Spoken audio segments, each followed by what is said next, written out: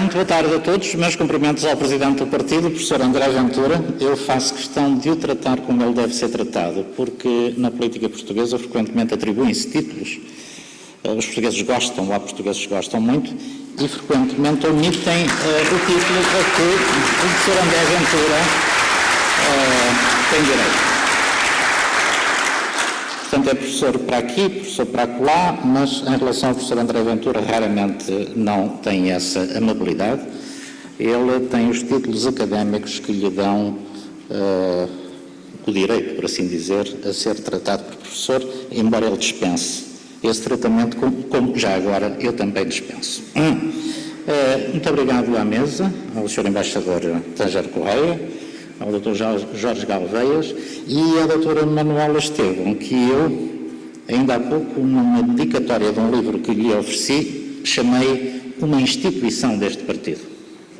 Muito bem.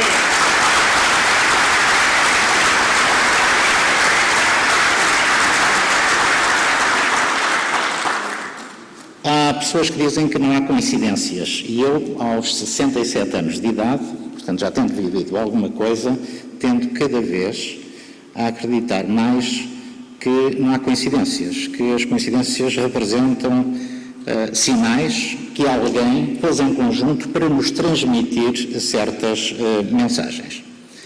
É muito significativo que o primeiro congresso autárquico do Chega, destinado a eleger as pessoas, os representantes do povo português, para as câmaras municipais e para as juntas de freguesia, se realize na terra onde viveu os últimos 10 anos aquilo que é, aos meus olhos, o maior dos municipalistas portugueses.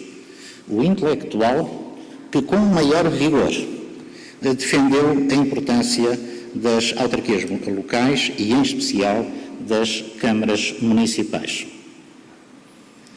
Curiosamente, é também aquele, olhando para trás, que é uma das raras referências do liberalismo em Portugal.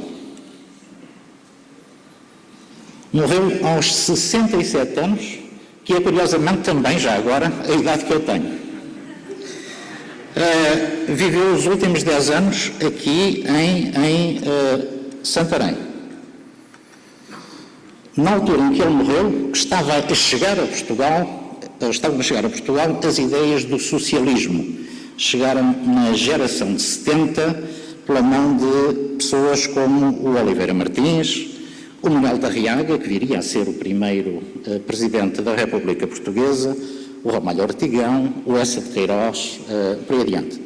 O socialismo surgiu na Europa, sobretudo na Alemanha, com a publicação do Manifesto do Partido Comunista em 1848, e aqui em Portugal as ideias chegam, como tudo o resto, com um pouco de atraso. Chegou na década de 70. Já estava o Herculano, é ele, que era conhecido como um grande liberal, um grande defensor das ideias liberais, a viver aqui, já estava retirado aqui em Santarém.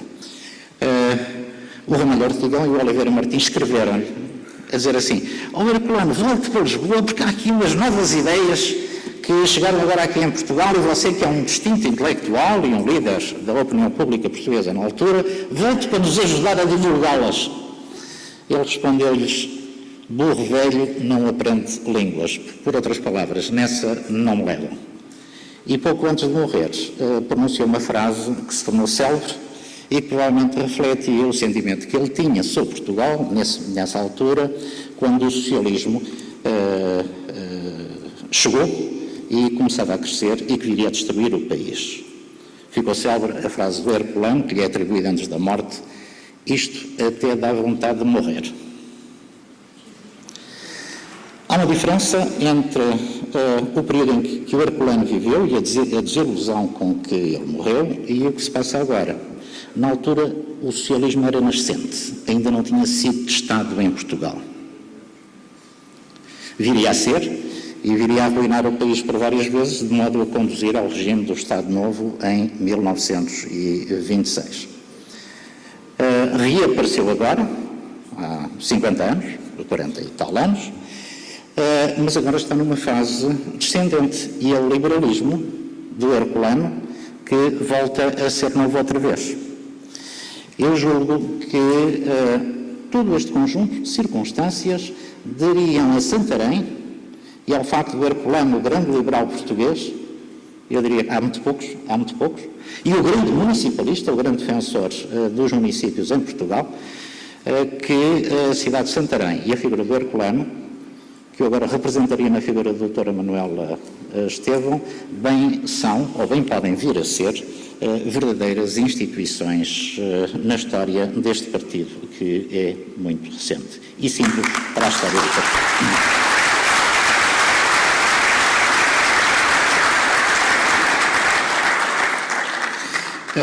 Eu disse em Sagres há 8 dias, no Conselho Nacional, que me aproximei do Chega porque o Presidente André Ventura teve algumas intervenções que me tocaram particularmente. Eu, tal como Herculano, aos 60 e tal anos de idade, já estava um bocado desiludido e já quase tinha vontade de dizer como ele, isto até dá vontade de morrer. Só que houve um renascimento que se deve, em larga medida, ao Presidente André Ventura.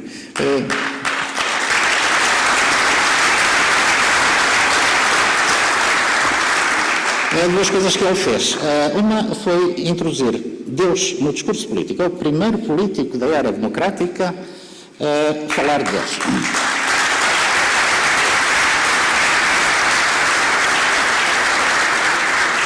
As implicações disto são tremendas.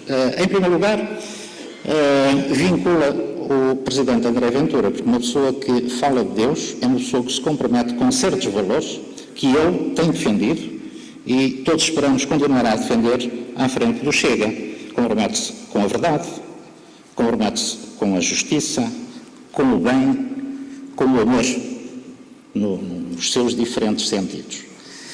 É também importante porque, como disse o Papa Bento XVI, que é talvez o maior teólogo da modernidade, o socialismo, a ideia ou a circunstância tem origem provavelmente num filósofo alemão, Kant, decide viver o mundo como se Deus não existisse. E então todos os partidos políticos que nós temos, que são partidos da família socialista, nunca falam de Deus. Omitem uma parte da realidade, porque a realidade é que a esmagadora maioria do povo português é religiosa.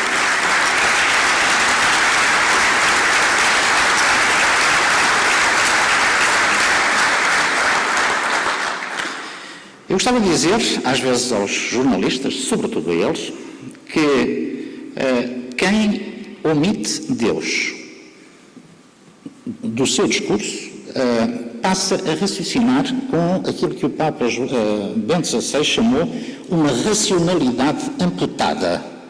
É como se tivéssemos uma perna e um braço amputados. A realidade é deste tamanho, mas nós excluímos uma parte da realidade, precisamente essa parte espiritual, que se refere a Deus, e raciocinamos apenas num subconjunto dessa realidade. Os nossos pensamentos não podem ser muito verdadeiros ou muito aderentes à realidade, porque nós resolvemos deitar fora uma parte dessa mesma realidade. A segunda razão que me fez aproximar do Chega, e é também um ponto em que o Presidente André Ventura trouxe a público, foi introduzir a figura da pessoa de bem no debate político. Uma pessoa de bem define-se de uma forma muito simples. É a pessoa que quer ser tratada como trata os outros. A pessoa que respeita o princípio mais ancestral de toda a história da humanidade, que é o princípio não faças aos outros aquilo que não queres que te façam a ti. Aplica-se, ele introduziu num contexto diferente, mas eu gostava de introduzir aqui no contexto da governação e da governação das autarquias. Qual é o primeiro princípio que os nossos autarcas, quando forem eleitos ou quando participarem nas assembleias, devem seguir? Agirem como pessoas de bem. Agirem com a integridade pessoal. Porque é isso, como o Dr. Borges de Lemos acabou de dizer, que hoje falta na governação do Estado português, quer a nível central, quer a nível das autarquias. Estamos pejados de casos de corrupção. Aquilo que pode fazer a diferença por parte do Chega aos olhos da esmagadora maioria dos portugueses, sobretudo daqueles que se tinham divorciado da política, como era o meu caso, mas que agora eu vejo em número crescente a aderirem ao Chega, é o Chega a fazer aquilo e pregar aquilo que, de facto, faz. E a primeira regra é tratar os outros como gostam, os seus agentes, os seus militantes gostam de ser tratados. No caso dos governos, seja o Governo Central, seja a autarquia, traduz-se em coisas tão simples como esta, pois se as autarquias recebem impostos e querem receber e gostam de receber os impostos no dia X, e se os contribuintes não pagarem, há multas, processos, etc., então faça o Estado que faça também o mesmo, também paga atempadamente quando tem de devolver dinheiro aos contribuintes, paga aos fornecedores, aos empresários, etc. Tão simples como isso. Uma segunda regra é respeitar, a doutora Manuela Estevam mencionou com grande ênfase, o dinheiro dos contribuintes é sagrado. Isso quer dizer que tem de ser utilizado com critério, com prioridades estabelecidas. E o orçamento autárquico deve respeitar também um princípio ancestral da boa economia, que é o princípio precisamente do equilíbrio orçamental. Não se deve gastar mais do que aquilo que se recebe. É porque se sucessivamente, ano após ano, se gasta mais do que aquilo que se recebe, vai-se acumulando uma dívida que hoje em Portugal atinge 300 mil milhões de euros e que significa o seguinte: cada português que hoje nascer, existem 10 milhões de portugueses, a dívida pública é de 300 mil milhões. Cada português que hoje nascer herda um fardo financeiro de 30 mil euros de impostos a pagar. Quer dizer, esta governação socialista dos últimos 40 e tal anos andou, em grande parte, a atirar sobre os ombros daqueles que ainda não nasceram a responsabilidade por pagar as despesas que fizeram.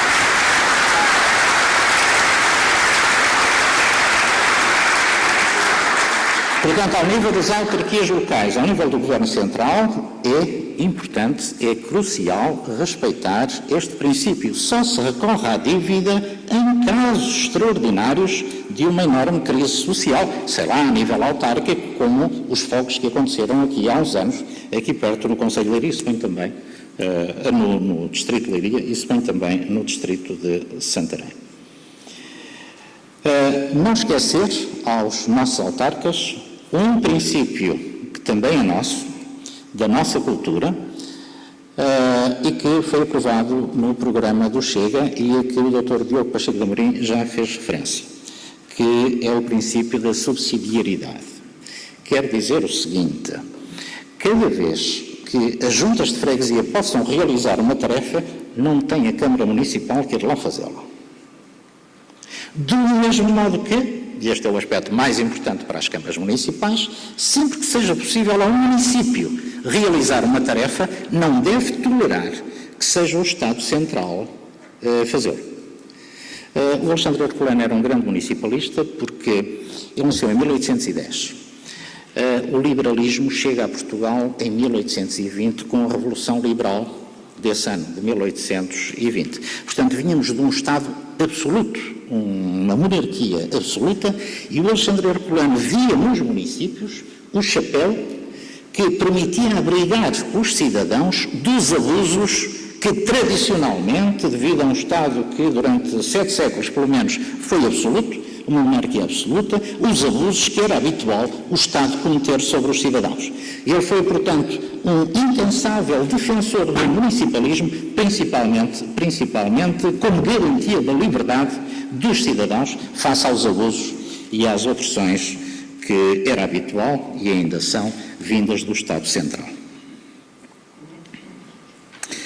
Quanto às tarefas dos municípios do ponto de vista económico, a lei atribui aos municípios tantas tarefas, tantas competências, que não falta por onde escolher, segundo as circunstâncias locais e também as disponibilidades financeiras de cada um para encorajar a economia. A lei, designadamente, atribui aos municípios responsabilidades no setor da energia, dos transportes e das comunicações, do património e da cultura, da habitação, do ambiente, da defesa do consumidor, mais genericamente a promoção do desenvolvimento económico. Gostaria de destacar aqui, por exemplo, a área da habitação, porque o setor imobiliário promove depois o desenvolvimento de vários outros setores. Eu próprio estou a trabalhar com a Rita Matias e com a arquiteta Ana Mota Veiga, numa ideia de estimular a habitação entre os jovens e a aquisição de habitação.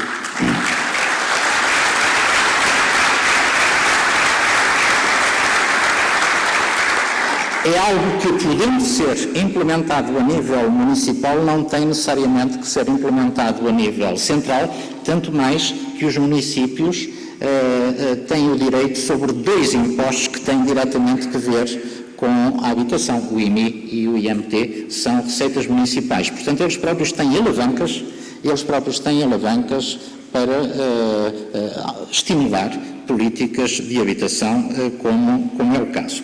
Mas eu gostaria de chamar a atenção, em particular, para as tradições que ao longo dos séculos se foram estabelecendo em cada distrito e em cada município. Referindo-me concretamente a Santarém, já o Alexandre Herculano se orgulhava de ser um agricultor. Ele acabou a produzir azeite e até tinha a marca Herculano aqui na Quinta de Valdelouros.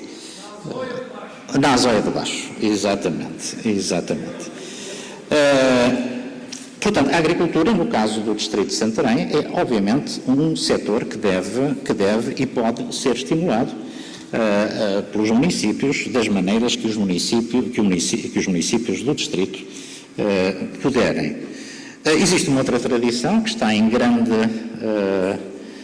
destaque, tem estado em grande destaque nos últimos anos em Portugal, que é a tradição tauromáquica, e que, para além de capital da agricultura, Santarém provavelmente é também capital da tauromaquia em Portugal. Provavelmente é. Trata-se de uma tradição de que Santarém não deve abdicar e deve, pelo contrário, estimular.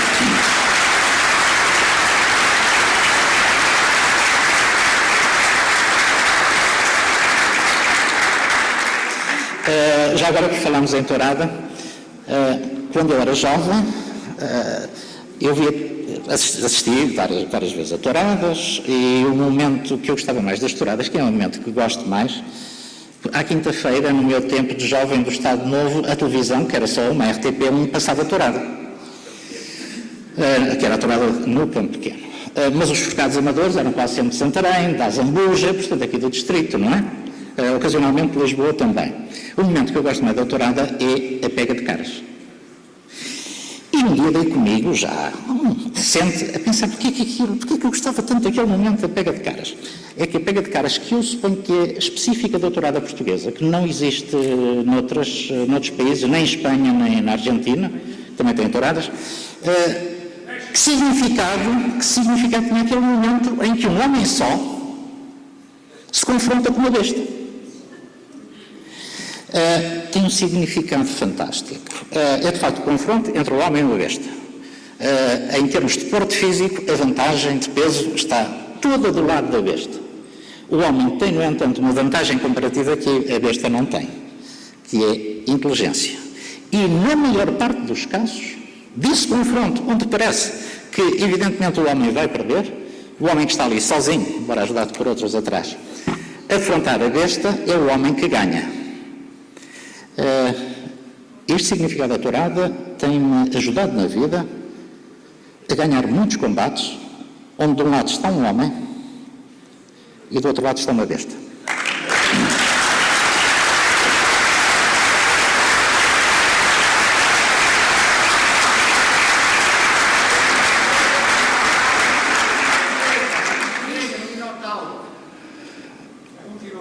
Finalmente, uma referência a outro tema que está tratado no nosso programa e que as autarquias devem dar atenção.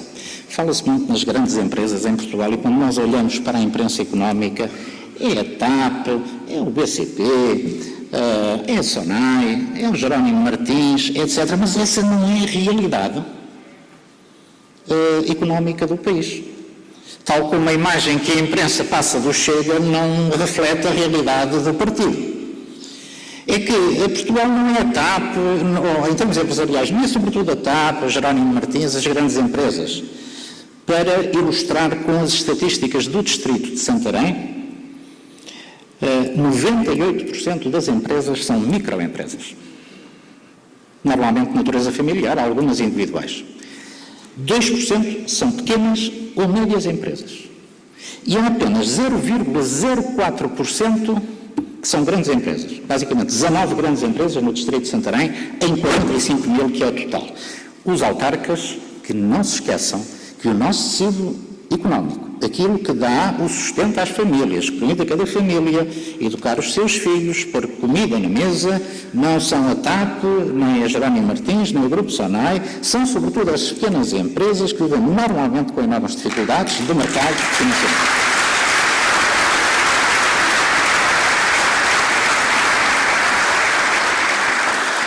Portanto, tudo o que puderem fazer deve ser orientado para essas empresas, porque é democrático também que assim seja. Não esqueçam que, em termos económicos, 98% das empresas deste distrito, e basicamente é o mesmo número para o país, entre 95% e 98%, em todos os distritos, são microempresas, pequenas empresas que necessitam de que as entidades públicas, incluindo as câmaras municipais, as possam ajudar. Finalmente, uma última palavra para uma grande tradição deste distrito, e também da região, o distrito de Santarém como capital da agricultura. Hoje em dia, a agricultura pesa apenas 2% no produto nacional. Aqui há 30 anos era cerca de 25%. Portanto, basicamente, o nosso governo, os governos socialistas que temos tido, têm vindo a matar a agricultura. E é deliberado. É deliberado em articulação com a União Europeia. Quando nós entramos para a União Europeia, e ainda hoje, o principal gasto do orçamento da União Europeia é chamada Política Agrícola Comum, que se destina a subvencionar os agricultores, sobretudo franceses. Quando nós entramos, e a Espanha, não havia interesse nenhum em que a União Europeia, agora aumentada de Portugal e Espanha, tivesse mais produtores de produtos agrícolas, aumentasse a oferta, porque isso só iria deprimir os preços. E a política agrícola comum está feita para o Estado, ao nível da União Europeia, sustentar os preços elevados dos produtos agrícolas em benefício, sobretudo, dos agricultores franceses. E, portanto, eu fiz uma previsão que na altura me custou grande impopularidade, quando chegamos assim, olha, a agricultura portuguesa vai ser destruída. A prova está aí. 2%. O que nos tornou, ao mesmo tempo, grandes importadores de produtos agrícolas. A nossa terceira, por categoria de importação, a nossa terceira grande despesa de importação é com produtos alimentares. Nós que temos uma tradição enorme de produtos agrícolas e da pesca. Passa-se o mesmo com as pescas, de tal maneira que nós hoje chegamos ao supermercado e vemos pescada da Nova Zelândia ou do Chile, e nós que temos um mar tão grande e territórios e climas tão férteis para produzir.